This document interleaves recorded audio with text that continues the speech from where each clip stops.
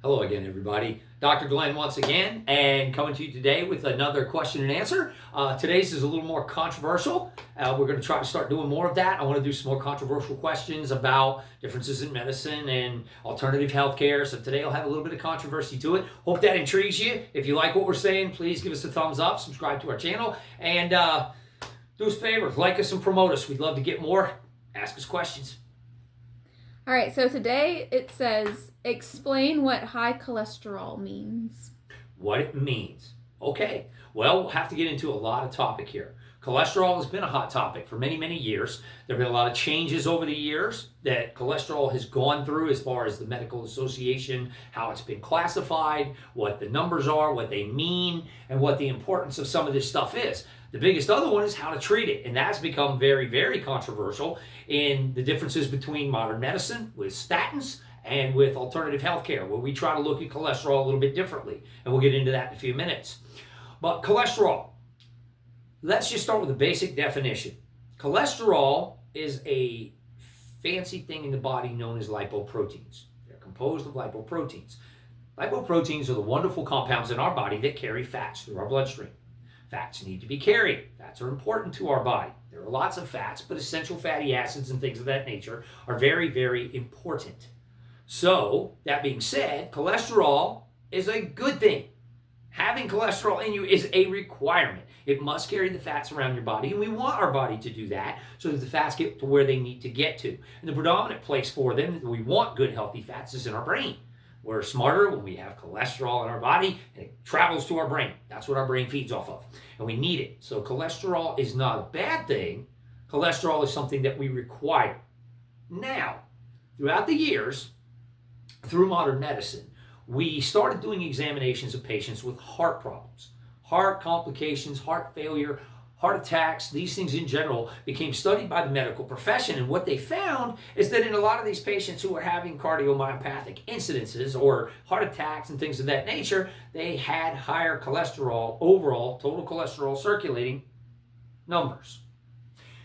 So we began to look at those things, and that's where the classifications began. Prior to 1970, in fact, in 1970, the year I was born, just 55 years ago, normal cholesterol was considered 220 plus your age. So an average person my age now at 55, 255 as an overall total cholesterol would have been just fine.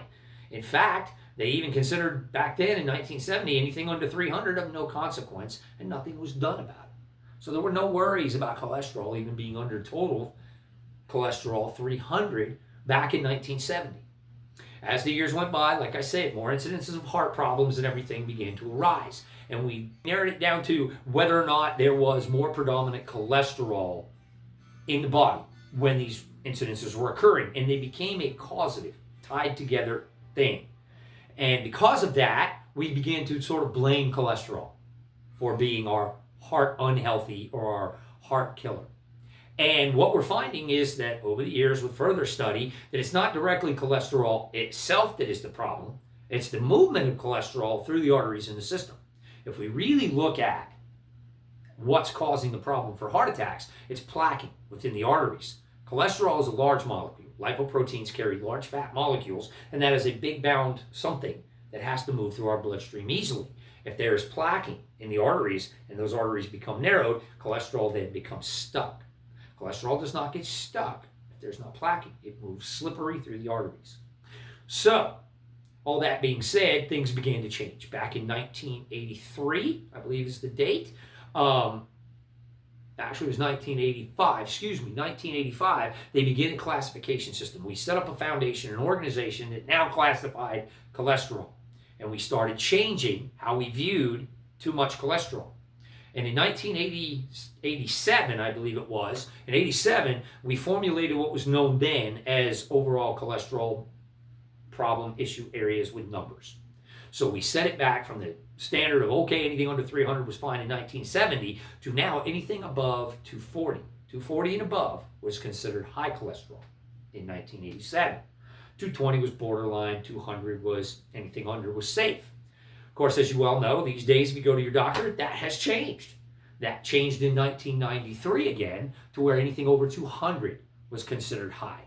And we've kept lowering our cholesterol numbers, overall cholesterol, total circulating, because we're using that as a standard guideline for heart disease. But what we found is that heart disease rates, heart attacks are still on the rise. So new material is starting to come out. There's a lot more research going into this. And again, back to plaquing, we found that plaquing of the arteries is more consequential than the actual numbers of cholesterol. Although the medical profession is still going to stick you into anything over 200 being too high. And that, in these days, then became and what they instituted then was statins. Statin drugs became the new cholesterol lowering modification we would use. Now to the controversy behind all of that. If the issue isn't really how high the cholesterol is per se, but that plaquing is the issue, then what's the real fix here? Is lowering cholesterol, creating less of that, making less of it in the body the issue? And of course, we started out years ago, the other issue we had, we decided that if you ate cholesterol, it was bad for you. For years throughout the late 80s, early 90s, eggs were bad. Anything that was a high cholesterol food was bad for you. Till we figured out that technically our body creates its own cholesterol and it doesn't make it from the cholesterol we eat. Cholesterol is a circulating something in us, lipoproteins that carry fat molecules. Our body regulates that as necessary to move fat around. So we had to make a different decision of which fat was good, which fat was bad. And we have, even throughout dietary medicine as well as medical profession, we have figured out that there are different types of fats, and the fats that we need to stop consuming are saturated fats. Heavy amounts of saturated fats create problems. They're harder to break down, they're larger, they carry more difficulty, but the real issue here still becomes plaquing. I'd like to give you my opinion on where plaquing occurs from. Plaquing does not occur even because of fat consumption or even terribly poor dietary choices in fat content. Plaquing generally comes from an overconsumption in America of sugar. Sugars create oxidative stress within the bloodstream, and oxidative stress leads to a buildup in irritation, inflammation within arterial and vein walls. When this occurs, that plaquing then begins to form on the inside ring of a wall of an artery and creates a blockage. It becomes thicker and denser with overconsumption of sugary foods. Sugary foods in combination with saturated fats, even worse. So what we're doing is creating blockages and then blaming cholesterol for not being able to move through them. That not being the case, we need to be more concerned with what's creating the blockage and the overconsumption of our sugars and things of this nature. Too many sugars, too many saturated fats, combination together creates too much oxidative stress. Stress also, we also look at that side of it. An alternative healthcare practitioner, we like to look at what does stress do to the body. Well, oxidative occurrences occur inside of us, oxidation being what we don't want. This is why we take antioxidants. The more antioxidants, the less oxidative stress on the body, the less oxidation and forming of plaques in places like arteries.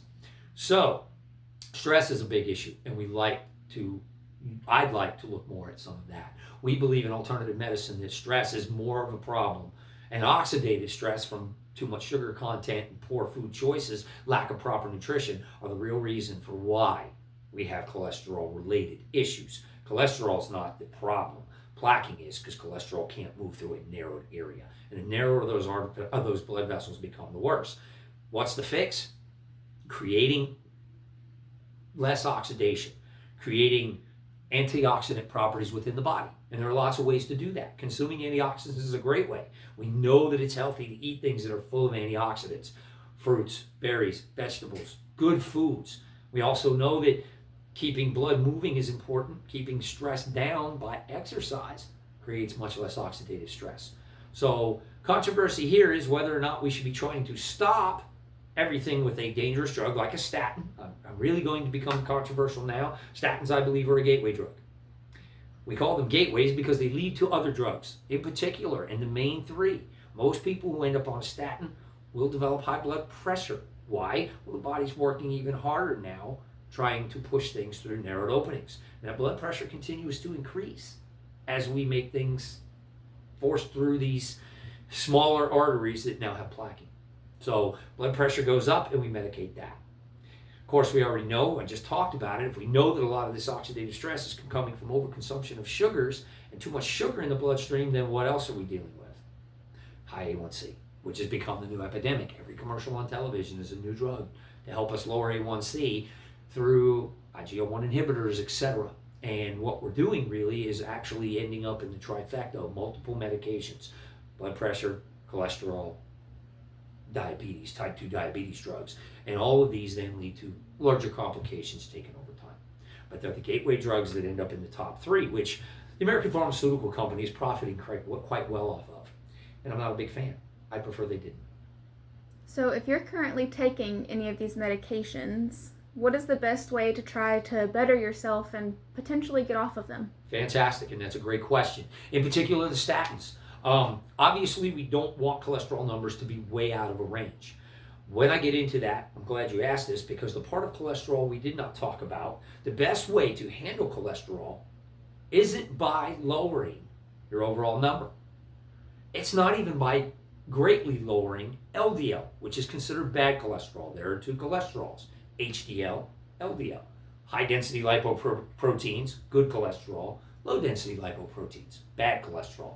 VLDLCs, very low density, which is also another number you'll read on your blood work chart, is lumped in together with the LDLs, and that total. Those are really what we want. So, to try to explain this better, what we want in the body isn't necessarily a specific exact amount of cholesterol, kind of like your car. It'll run on 4.5 quarts of oil, it'll run on 5 quarts of oil, it'll run on 5.5 quarts of oil. All pretty much the same. What's the key factor in all of this? How clean is my oil? So the idea here is to try to not worry as much about what do I do to lower my overall number of cholesterol, my overall LDL, but how do I raise HDL? High density lipoprotein cholesterol. The higher that number is, the lower the risk of coronary problems you have. And I can show you this via graphs. Hopefully I can maybe add this graph to this video. But there's a graph showing that if you have high HDL, good cholesterol, then even if your numbers are well up in excess of 200, 220, 230, 240, as long as your HDL is above 68 to 70 or higher, your risk of coronary artery issues is non-existent. So, or at least very, very, very low. And that's the idea. We want to keep our risk low for these things being able to be moved around. And HDL is what really does that. We need to increase our HDL. Now, of course, the question is, how do I do that? That's actually pretty simple. Really, we need to go back to eating things that increase HDL. Good fats. Little bits of avocado, olive oil. My favorite, fatty fish, salmon, tuna. Please learn to incorporate these things into our diets. The more healthy HDL type fats we can accumulate, and the higher we can bring that number, the overall number becomes less consequential. We've also seen that people who do eat a lot of this, especially on more of a Mediterranean style diet, that increases that HDL so high, in response with the body to HDL going up, LDL automatically comes down a little bit, and your overall number balances anyway. And that's really what we're looking for, is to create higher HDL. Another thing that does that quite well is exercise. The more we exercise, the more the body is able to move things around, including good and bad fats. And the more of it gets used to moving around on a regular basis, the more it normalizes. So really creating a balance in cholesterol comes down to being healthy again. Not trying to fight it, not trying to medicate it or force it into a number system. Really, it's about how healthy can I make myself, and how can I raise the good cholesterol in me so that my bad is not much of a worry. If there are really, really high cholesterol numbers, there are things to look at. There are genetic conditions that can be inherited known as hypercholesteremia, and those do need to be watched. For people who have those, high risk, kind of like high risk if all your parents had type 2 diabetes. You're not guaranteed to get it, but a much healthier lifestyle is required to keep you from ending up in the same thing. Cholesterol works the same way. Thank you for watching one of our Q&A series videos. If you'd like to see more, go to our channel and make sure to like and subscribe to see future videos.